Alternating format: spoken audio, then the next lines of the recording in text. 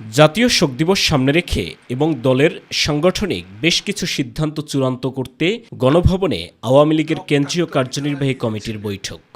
বাংলাদেশ আওয়ামী লীগের সভাপতি হিসেবে সূচনা বক্তব্য রাখেন দলের সভাপতি প্রধানমন্ত্রী শেখ হাসিনা।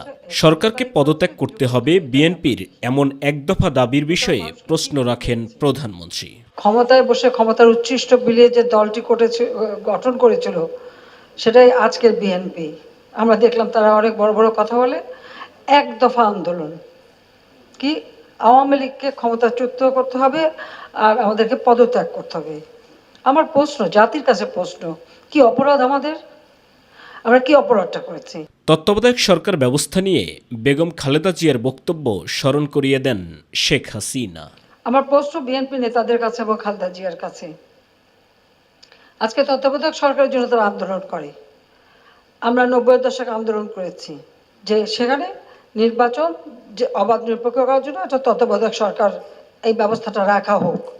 খালেদা জিয়া তো তখন করে নাই, খালেদা জিয়া তো তখন রাখে নাই, তো কি জবাব দেবে বিএনপি এখন আন্দোলন যে করে?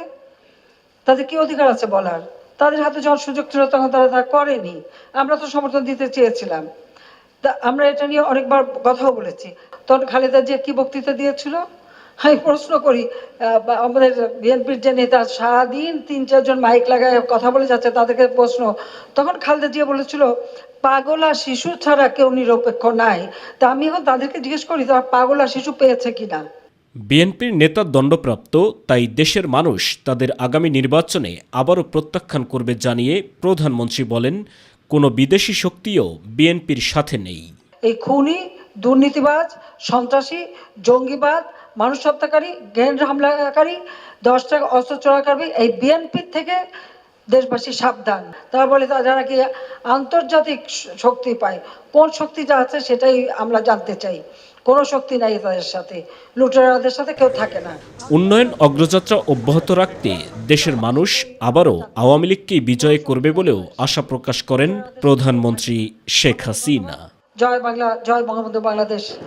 সাইদুর রহমান আবির, মাই টিভি, ঢাকা।